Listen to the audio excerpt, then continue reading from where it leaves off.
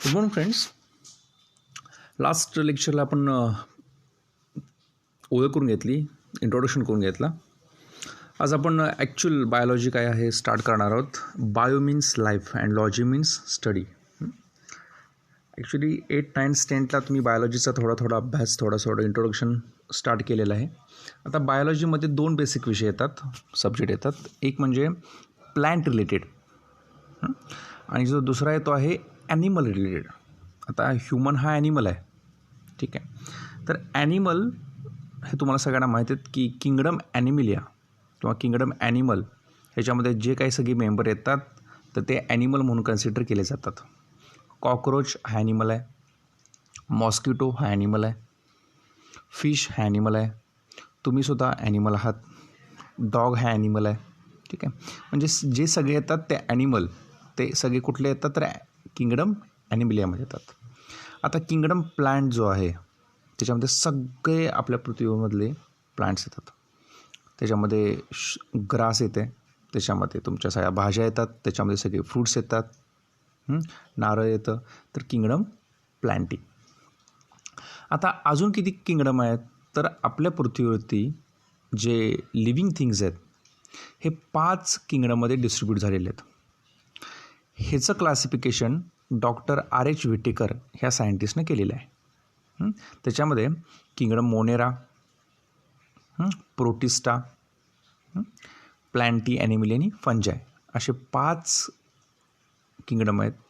आणि ह्या 5 किंगडममध्ये आपल्या पृथ्वीवरती असणारे जे काही सगळे लिव्हिंग थिंग्स आहेत हे डिस्ट्रीब्यूट झालेले आहेत. आता लास्ट लेक्चर आपण काय बघितलं की बऱ्याच जणांना स्टेट बोर्ड करायचं आहे, 11वी 12वी करून पुढचं करिअर करायचं आहे, बऱ्याच जणांना नीट करायचं आहे, बरोबर आहे, बऱ्याच जणांना CET द्यायची आहे. प्रत्येकाचं करिअर वेगळं आहे पण सिलेबस मात्र काय आहे, सेम आहे. आता आपल्याला NCERTचं बुक आणि आपल्या महाराष्ट्र शासनाचं जे स्टेट बोर्डचं पुस्तक, दोन्ही पुस्तकं आपल्याला रेफर करायचे, दोन्ही पुस्तकांचा आपल्याला स्टडी करायचा आहे. दोघांचा सिलेबस हा सेमच आहे, लक्षात आलं. आता आपण थोडीशी ओळख करून घेऊया की आपल्याला 11th बायोलॉजीमध्ये काय काय बघायचं आहे. तर 11th बायोलॉजीमध्ये टोटल 5 युनिट आहेत. किती युनिट आहेत? 5 युनिट आहेत. आता हे जे 5 युनिट आहेत, हे 5 युनिटमधलं जे पहिलं युनिट आहे त्या युनिटचं नाव आहे diversity in the living world. त्याच्यामध्ये 4 चॅप्टर आहेत. टोटल चॅप्टर आहेत 22, युनिट आहेत 5. प्रत्येक युनिटमध्ये 4, 3, 3, 5, 7, 8 असे काय आहेत चॅप्टर आहेत. त्यातलं पहिलं युनिट बघूया आपण, diversity in the living world. ह्या डायव्हर्सिटी इन द लिव्हिंग वर्ल्डमध्ये टोटल 4 चॅप्टर आहेत. त्यातला पहिला आहे द लिव्हिंग वर्ल्ड. तर ह्या लिव्हिंग वर्ल्डमध्ये ह्या चॅप्टरमध्ये आपण काय बघणार आहोत तर पृथ्वीवरती जे लिव्हिंग थिंग्स आहेत ते काय आहेत, त्यांच्या प्रॉपर्टीज काय आहेत, बरोबर आहे. नॉन लिव्हिंग थिंग आणि लिव्हिंग थिंग, दॅट इज त्याला आपण म्हणतो बायोटिक आणि अबायोटिक फॅक्टर, ठीक आहे. हे कसे ओळखायचे, काय क्रायटेरिया आहे, आणि त्याच्यामध्ये पुन्हा पण क्लासिफिकेशन झालेलं आहे, बरोबर आहे. हे जे बायोलॉजिकल क्लासिफिकेशन आहे हे आपण नेक्स्ट चॅप्टरमध्ये बघणार आहोत. त्या चॅप्टरचं नाव आहे बायोलॉजिकल क्लासिफिकेशन. आता बायोलॉजी क्लासिफिकेशनमध्ये जे पूर्वीचे सायंटिस्ट आहेत, प्रत्येक सायंटिस्टनं आपापलं मत मांडलेलं आहे. पूर्वी असं वाटत होतं की 2च क्लासिफिकेशन आहे, एक म्हणजे प्लांट आणि एक म्हणजे ॲनिमल. नंतर लक्षात आलं की जे ऑब्जेक्ट्स आपल्याला दिसत नाहीत पण ते आहेत त्यालाच आपण काय म्हणतो आहे, मायक्रो ऑर्गॅनिझम. आणि study of micro organism is called microbiology, ठीक आहे. आणि ह्या मायक्रोबायोलॉजीमध्ये विशिष्ट फंगस, काही बुरशी येतात, काही व्हायरस येतात, काही बॅक्टेरिया येतात, काही व्हायरॉइड्स येतात की जे आपल्याला दिसत नाहीत, ठीक आहे. मग ह्या ब्रँचचा शोध लागला.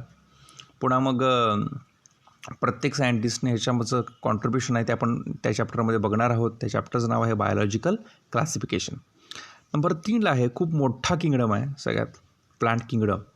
मित्रांनो, आपल्या अवतीभोवती किती प्लॅन्ट्स आहेत बघा, त्या प्लॅन्टची नावंसुद्धा आपल्याला माहीत नसतात. किती तण आहेत बघा, किती छोट्या वनस्पती आहेत, किती झुडपं आहेत बघा. म्हणजे किंगडम प्लॅन्टी हा आपल्या पृथ्वीवरचा सगळ्यात मोठा तसा किंगडम आहे, ह्यूज आहे, की आपल्याला प्लांटची नावंसुद्धा आपल्याला सांगता येणार नाहीत. काही जंगली वनस्पती आहेत, काही लोकल वनस्पती आहेत, काही फॉरेनच्या वनस्पती आहेत, ठीक आहे. तर किंगडम प्लॅन्टीचा डीपमध्ये स्टडी आपण ह्या चॅप्टरमध्ये करणार आहोत. खूप इंटरेस्टिंग चॅप्टर आहे प्लांट किंगडम. चौथा जो आहे हा झूलॉजीमध्ये येतो. आता मी तुम्हाला मगाशी सांगितलं की 2 ब्रँच आहेत बायोलॉजीमध्ये ज्या बेसिक आहेत. Study of plant is called botany आणि study of animals is called zoology. आता झूलॉजीमधला हा चॅप्टर आहे ॲनिमल किंगडम. आता ॲनिमल किंगडममध्ये ॲनिमलमध्ये कसं कसं क्लासिफिकेशन झाले, कुठल्या क्रायटेरियावरती झाले हे आपण ह्याच्यामध्ये बघणार आहोत. टोटल 11 फायलम आहेत. ठीक आहे, म्हणजे पृथ्वीवरचे जे काही ॲनिमल्स आहेत हे 11 फायलममध्ये डिस्ट्रीब्यूट झालेले आहेत. तुम्ही त्यातल्या कुठल्या तरी एकाच फायलमधला मेंबर आहात. ठीक आहे, तर हे जे 11 फायलम आहेत ह्याचं थोडंसं बेसिक तुम्हाला 9-10ला झालेलं आहे आणि ते आपण डीपमध्ये बघणार आहोत. ॲनिमल किंगडम असे 4 चॅप्टर येतात पहिल्या युनिटमध्ये diversity in the living world. Unit 2मध्ये बघूया आपण. युनिट 2मध्ये structural organisation in plants and animal. आता स्ट्रक्चरल ऑर्गनायझेशन, ठीक आहे, आता स्ट्रक्चरल म्हणजे त्यांचं जे स्ट्रक्चर आहे ऑर्गॅनिझमचं म्हणजे प्लांट्स ॲनिमलचं ह्यांच्यामधला ऑर्गनायझेशन आपल्याला ह्याच्यामध्ये बघायचं आहे. ह्याच्यामध्ये पहिला चॅप्टर येतो chapter number 5 morphology of the flowering plant. प्लांटची मॉर्फोलॉजी, मग प्लांटला काय आहेत, रूट आहेत, शूट आहे, फ्लावर्स येतात, पुन्हा फ्रूट्स, फ्लावरचे फ्रूट्स तयार होतात. ठीक आहे, मग प्रत्येक प्लांटमध्ये त्याच्यामध्ये व्हेरिएशन पाहायला मिळतं, त्याच्यामध्ये कलर पाहायला मिळतात, म्हणजे जे पॅटर्न आहेत. ठीक आहे, ते आपण ह्याच्यामध्ये बघणार आहोत. चॅप्टर नंबर 6मध्ये ॲनाटॉमी ऑफ फ्लॉवरिंग प्लांट्स. जे फ्लॉवरिंग प्लांट्स आहेत त्याची आपण ॲनाटॉमी बघणार आहोत. फ्लॉवरिंग प्लांट म्हणजे ज्यांना फुलं येतात असे प्लांट्स, त्याच्यामध्ये असणारे बदल, त्याच्यामध्ये असणारे एक्झाम्पल्स आपण या चॅप्टरमध्ये बघणार आहोत. चॅप्टर नंबर 7 जो आहे तो आहे स्ट्रक्चरल ऑर्गनायझेशन इन ॲनिमल्स. आता ह्या चॅप्टरमध्ये ॲनिमलमध्ये असणारे सेलमध्ये किंवा त्यांच्या ह्याच्यामध्ये जे काही बदल आहेत स्ट्रक्चरल ऑर्गनायझेशन हे आपण ह्या चॅप्टरमध्ये बघणार आहोत. आता हा सुद्धा चॅप्टर तसा खूप इंटरेस्टिंग आहे स्ट्रक्चरल ह्याच्यामध्ये. आता ह्याच्यामध्ये काय काय येतं तर ह्याच्यामध्ये आता आपणच आपलंच एक्झाम्पल घेऊया स्ट्रक्चरल ऑर्गनायझेशन इन ह्युमन्स. आता आपल्यामध्ये स्किन जी आहे ही वेगळ्या सेलनं बनलेली आहे, वेगळ्या पेशीने बनलेली आहे, बरोबर. डोळ्यामधल्या पेशी वेगळ्या आहेत. आपलं जे हार्ट आहे तिथं कार्डियक मसल्स आहेत, आपल्या ज्या किडनी आहेत तिथं नेफ्रॉन्स आहेत, बरोबर आहे. आपल्या स्किनवरती इपिडर्मिस, इपिथेलियल सेल्स आहेत. आपले जे ओठ आहेत तिथलं मटेरियल वेगळं आहे, तिथल्या सेल्स वेगळ्या आहेत, नाकामधल्या वेगळ्या आहेत, बरोबर, जिभेवरच्या वेगळ्या आहेत, समजून घ्या. ठीक आहे, तर आपल्यामध्ये वेगवेगळ्या ठिकाणी वेगवेगळ्या सेल्स आहेत. आपल्या ब्रेनमध्ये न्यूरॉन सेल्स आहेत, ब्रेनमध्ये आपल्या बोनमध्ये ऑस्टिऑन सेल्स आहेत. तर प्रत्येक जे आपल्यामधलं मटेरियल आहे तिथलं कंटेंट वेगळं आहे. जसं एखादं घर मातीचं आहे, एखादं घर सिमेंटचं आहे, एखादं घर दगडाचं आहे. ठीक आहे, लाईक दॅट. तर स्ट्रक्चरल ऑर्गनायझेशन इन ॲनिमल्स हा चॅप्टर आपल्याला बघायचा आहे. युनिट नंबर 3 बघूया. त्याच्यामध्ये युनिटचं नाव आहे स्ट्रक्चर अँड फंक्शन. ह्याच्यामध्ये 3 चॅप्टर्स आहेत. चॅप्टर नंबर 8 जो आहे तो आहे cell the unit of life. आता तुम्हाला सगळ्यांना माहिती आहे की सेल हे बेसिक युनिट आहे. सेलमध्ये न्यूक्लियस आहे, न्यूक्लिओलस आहे, DNA आहे, त्याच्यामध्ये रायबोझोम्स आहेत, मायटोकॉन्ड्रिया आहेत. तर ह्या सगळे जे युनिट्स आहेत ह्याचा अभ्यास आपण ह्या चॅप्टरमध्ये करणार आहोत. Cell the unit of life. Chapter number 9 जो आहे बायोमॉलिक्युल्स. आता तुम्हाला माहिती आहे की बायोमॉलिक्युल्स म्हणजे आपल्या बॉडीमध्ये जे काही मॉलिक्युल्स आहेत तर आपल्यामध्ये बेसिक काय आहे तर प्रोटीन्स आहेत, कार्बोहायड्रेट्स आहेत, विटॅमिन्स आहेत, लिपिड्स आहेत, ठीक आहे, काही हार्मोन्स आहेत. तर ह्याचं बेसिक स्ट्रक्चर काय आहे, ते किती पाहिजे, काय पाहिजे, तर त्याला आपण बायोमॉलिक्युल्स असं म्हणतो. त्यालाच आम्ही म्हणतो biochemistry. Chemistry related with biology, that is biomolecules. तोही चॅप्टर खूप इंटरेस्टिंग आहे. त्याच्यामध्ये आपल्याला सगळे विटॅमिन्स बघायचे आहेत. Vitamin A, B, C, D, E and K. प्रत्येक विटॅमिन त्याचा रोल, त्याची डिफिशियन्सी, मग कुठले डिसीज होणार, काय होणार, ज्या झाल्यावरती काय प्रॉब्लेम होणार, मग कार्बोहायड्रेट्स किती पाहिजेत, किती खाल्ले पाहिजेत आपण, मग प्रोटीन आपल्या आहारामध्ये जास्त पाहिजेत की कार्बोहायड्रेट्स पाहिजेत, या सगळ्याचं डिस्कशन आपण ह्या चॅप्टरमध्ये करणार आहोत. त्या चॅप्टरचं नाव आहे chapter number 9 biomolecules. Chapter number 10 जो आहे तो आहे cell cycle and cell division. आता सेल सायकल, या सेल सायकलमध्ये एका सेलच्या 2 सेल होणं, 2च्या 4 होणं, ह्याला आपण सेल डिव्हिजन असं म्हणतो. बघा, 1च्या 2, 2च्या 4, 4च्या 8, 8च्या 16, 16च्या 32. ठीक आहे, हे जे सेल डिव्हिजन आहे हे 2 प्रकारे होतं. एक म्हणजे मायटोसिस, दुसरं म्हणजे मिओसिस. ठीक आहे. मग ते कसं होतं, काय होतं, त्याच्यामध्ये कुठल्या कुठल्या फेजेस आहेत, ह्याचं डिस्कशन आपण ह्या चॅप्टरमध्ये करणार आहोत. खूप इंटरेस्टिंग चॅप्टर आहे हा, cell cycle and cell division. आता युनिट नंबर 4 बघणार आहोत आपण. त्या युनिट नंबर 4चं नाव आहे प्लांट फिजिओलॉजी. आता हा जो प्लांट फिजिओलॉजी आहे, तर प्लांट्समधले जे काही फंक्शन्स आहेत, फंक्शनिंग युनिट्स, ते आपण ह्या चॅप्टरमध्ये बघणार आहोत. ट्रान्सपोर्ट इन प्लांट्स, प्लांट्समध्ये ट्रान्सपोर्ट कसे कसे होत असतात. पाणी आहे जमिनीमध्ये, पण ते अगदी वरती पानापर्यंत, शेंड्यापर्यंत जातं. ठीक आहे. मग कुठल्या कुठल्या सेल्स आहेत, कुठले कुठले त्याच्यामध्ये पार्ट्स आहेत. झायलेम आहे, फ्लोएम आहे, वॉटर कंटेंटिंग सेल्स आहेत, काही मिनरल किंवा इतर काही conducting tissues, food conducting tissues आहेत. तर हे सगळं आपण बघणार आहोत ह्या चॅप्टरमध्ये. Chapter number 11 transport in plants. नंतर आहे मिनरल न्यूट्रिशन, वेगवेगळे मिनरल्स कसे बॉडीमध्ये ट्रान्सपोर्ट, ते आपण ह्याच्यामध्ये बघणार आहोत. पुन्हा आहे फोटोसिंथेसिस इन हायर प्लांट. आता फोटोसिंथेसिस तुम्हाला माहिती आहे, प्रकाश संश्लेषण. त्याला सनलाईट लागते, CO2 लागतो, पाणी लागतं. आणि प्लांटमध्ये जे हिरवा कलर आलेला असतो पानांना, त्याच्यामध्ये क्लोरोफिल A, क्लोरोफिल B असे युनिट्स असतात की जे काय करतात, फोटोसिंथेसिस ही रिॲक्शन करतात आणि अन्न तयार करतात. ठीक आहे. Chapter number 14 respiration in plants. प्लांटमध्ये रेस्पिरेशन कसं होतं ते ह्याच्यामध्ये आपल्याला डिस्कस करायचं आहे. Plant growth and development. आता प्लांटची ग्रोथ आणि डेव्हलपमेंट कशी होते ह्याचं डिस्कशन आपल्याला करायचे आहेत. कुठले कुठले हार्मोन्स प्लांटमध्ये असणं गरजेचं आहे, त्याची डिफिशियन्सी असल्यावरती काय प्रॉब्लेम होतो, कुठले मिनरल्स किंवा कुठले घटक, कुठले कोफॅक्टर्स गरजेचे आहेत, ह्याचं डिस्कशन आपण ह्या चॅप्टरमध्ये करणार आहोत. लास्ट युनिट आहे युनिट नंबर 5 ह्युमन फिजिओलॉजी. ठीक. आता ह्युमन फिजिओलॉजीमध्ये आपल्याला स्पेशली नाव दिलेलं आहे ह्युमन, म्हणजे माणसाच्या बॉडीमध्ये जे काही फंक्शन्स होतात प्रत्येक ऑर्गनचे. आता वेगवेगळ्या सिस्टीम्स आहेत.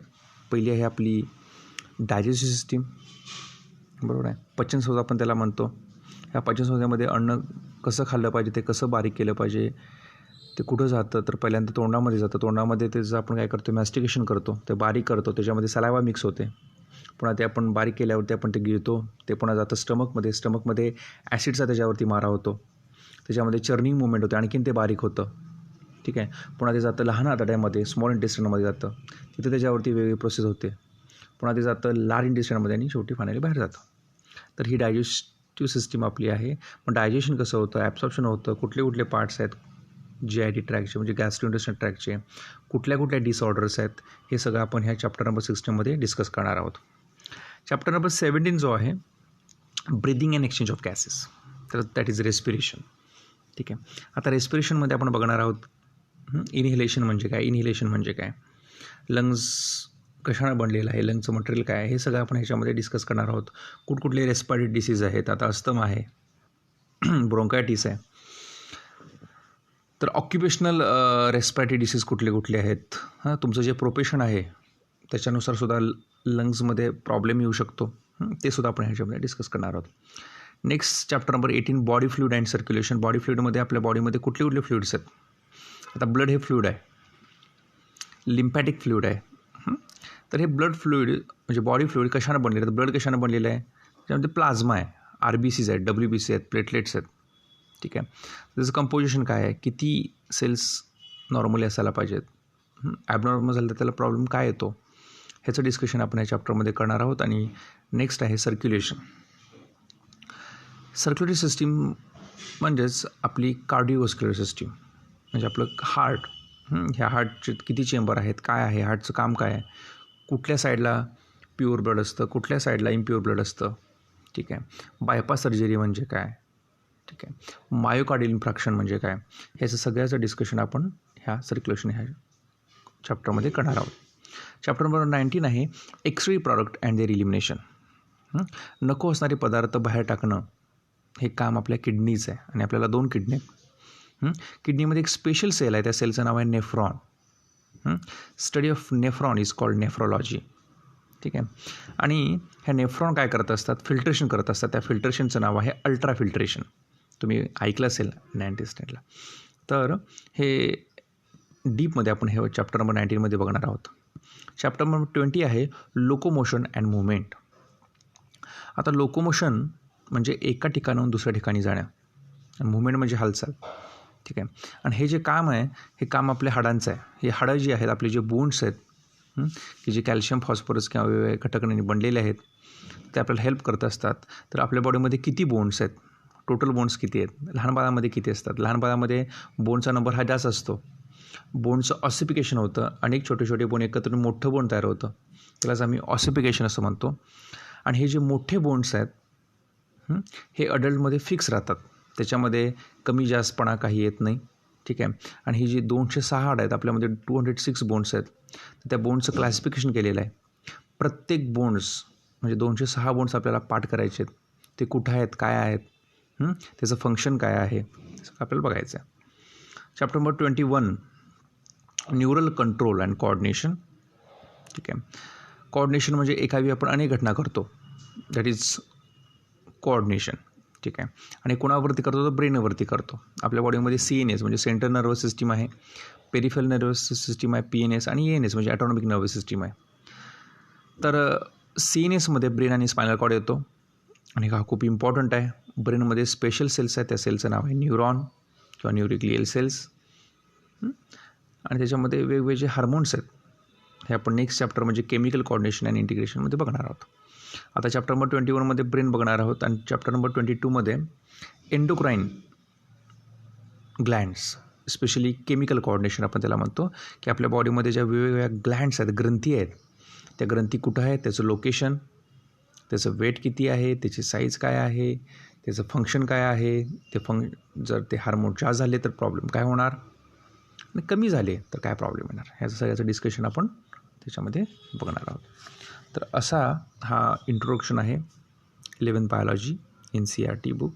नेक्स्ट लेक्चरला आपण काय करणार आहोत, स्टेट बोर्डचं इंट्रोडक्शन बघणार आहोत. थँक्यू.